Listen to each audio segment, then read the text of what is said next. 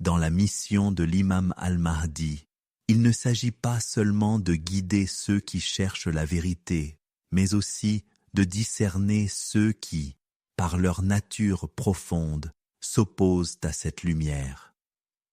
Ibn Arabi nous met en garde contre une catégorie d'individus dont les cœurs sont fermés et les âmes marquées par la rudesse, des êtres dont l'opposition n'est pas accidentelle, mais structurelle.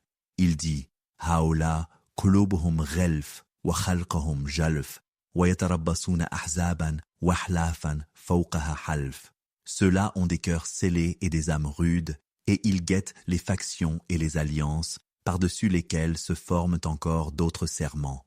Ce passage dépeint une réalité spirituelle sombre.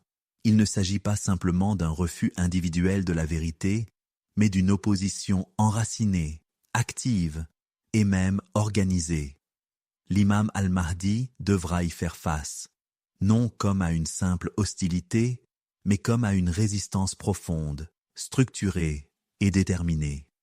Haoulaï qulubuhum ghalf. Ceux-là ont des cœurs scellés. Le mot ghalf, enveloppé, désigne ces cœurs voilés, impénétrables à la lumière divine. Ibn Arabi emprunte ici une imagerie coranique forte, celle des cœurs recouverts, inaccessibles à la guidance.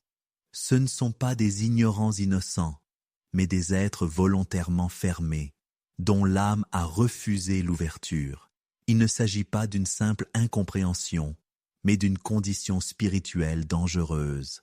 Ces cœurs verrouillés ne laissent passer aucun rayon de sagesse, car ils ont été scellés par leur propre orgueil, leur rejet actif du divin, وَخْلَقْهُمْ جَلْف, et leurs âmes sont rudes. Le terme « jelf » traduit une sécheresse intérieure, une brutalité spirituelle. Ce sont des âmes qui manquent de finesse, incapables de percevoir la subtilité des vérités divines. Leur rapport à la sagesse est brutal, réactif, presque hostile. Là où les âmes purifiées s'élèvent, eux s'endurcissent. Et cette rudesse ne se limite pas au comportement, elle contamine la perception, le jugement, la capacité même à recevoir la lumière. L'imam al-Mahdi devra être conscient que ces âmes ne peuvent pas être atteintes par les moyens habituels.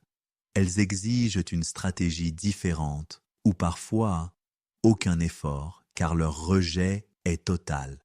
Dans la partie suivante, nous verrons comment ces individus ne se contentent pas d'être durs de cœur. Ils s'organisent, forment des alliances et œuvrent activement à l'extinction de la lumière divine.